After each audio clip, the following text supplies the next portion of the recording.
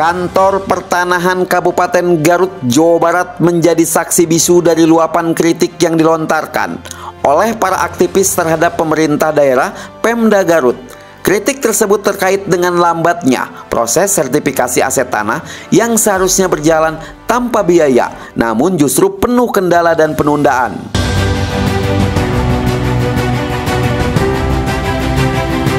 Dalam sebuah audensi, para aktivis dari berbagai elemen organisasi menyuarakan kegelisahan mereka terhadap kinerja Pemda Garut.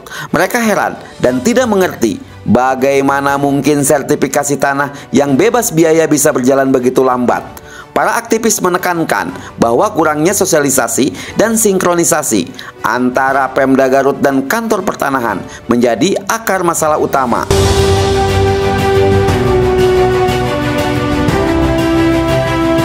Kritik semakin tajam saat para aktivis mengungkapkan bahwa dari target 2.588 sertifikat, baru 1.788 yang berhasil diselesaikan. Untuk tahun 2024, targetnya hanya 300 bidang, sehingga masih ada sekitar 500 bidang yang belum tersertifikasi. 500 bidang yang belum tersertifikasi bukan angka kecil. Ini jelas menunjukkan ketidakmampuan dalam merencanakan dan melaksanakan program sertifikasi.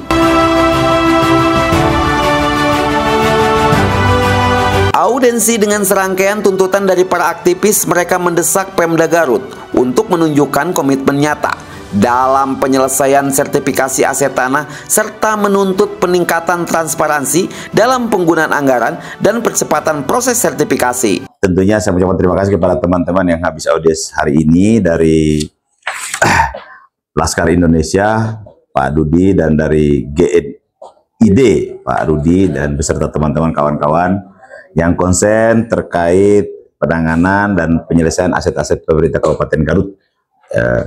Tentunya kami dari Kementerian ATR BPN sangat mendukung itu dalam rangka penyelesaian aset-aset ini dalam rangka pengamanan, ya.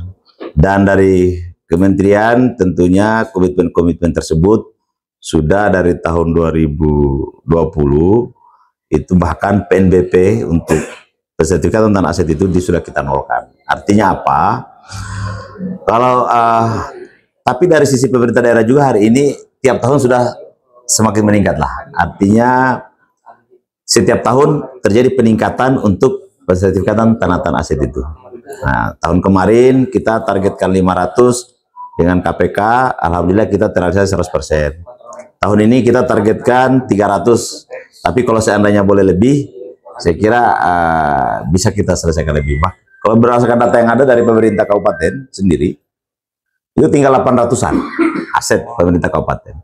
Saya bahkan berharap yang 800-an ini kalau bisa kita tuntaskan tahun ini, kita tuntaskan. Kenapa tidak misalnya se-Indonesia ini mungkin, atau nggak usah se-Indonesia lah, se-Jawa Barat lah. Se-Jawa Barat ini sepertinya belum ada tanah aset pemerintah kabupaten yang diterbitkan sertifikat 100%. Bisa nggak kita ambil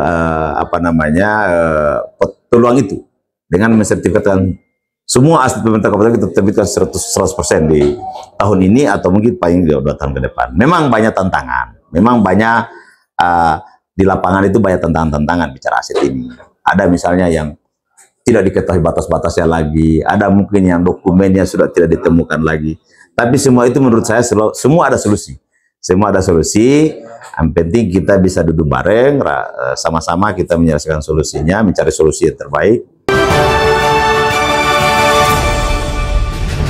Kritik dan tuntutan dari para aktivis ini menjadi sinyal penting bagi Pemkab Garut untuk segera berbenah dan meningkatkan kinerja dalam pengelolaan aset tanah daerah demi kepastian hukum dan kesejahteraan masyarakat.